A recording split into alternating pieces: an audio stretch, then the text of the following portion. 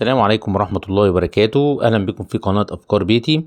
وإن شاء الله النهاردة معانا حلقة عن الإسكان الاجتماعي اللي كل الناس قلقانة من موعد استلام الإسكان الاجتماعي، خاصة إن في استلام دلوقتي اللي هو بتاع سكن لكل المصريين واحد، أو بالتحديد أو الأخص الإعلان ال14، ونزل استعلام في بعض المناطق واستلموا أو عمل لهم الاستعلام وراحوا البنك وتعاقدوا كده.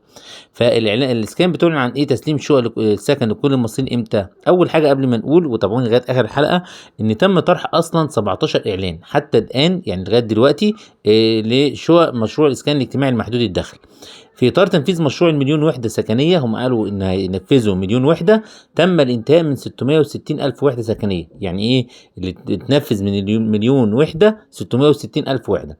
كما يوجد حوالي 250 الف وحده اخرى في مراحل التنفيذ والانشاء المختلفه، وهتنتظروا اعلانات هتطرحها الدوله لل 250 الف وحده الباقيه. وان شاء الله هيبقى ايه الاعلان اول، يعني هعمل لكم حلقه عليه ان شاء الله، وازاي تقدم وازاي ايه المدن اللي هي ايه هينزل فيها الاعلان، او اللي هي ايه مستنيين الباقي بتاع المليون ايه وحده سكنيه، اللي هو حوالي 250 الف وحده في مراحل التنفيذ.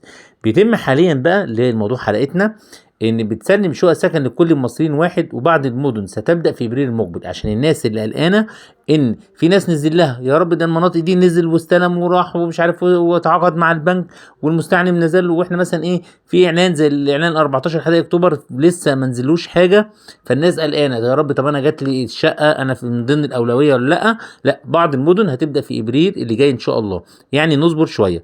يا رب نكون افدناكم، وتابعوني على القناه، وشكرا والسلام عليكم ورحمه الله وبركاته.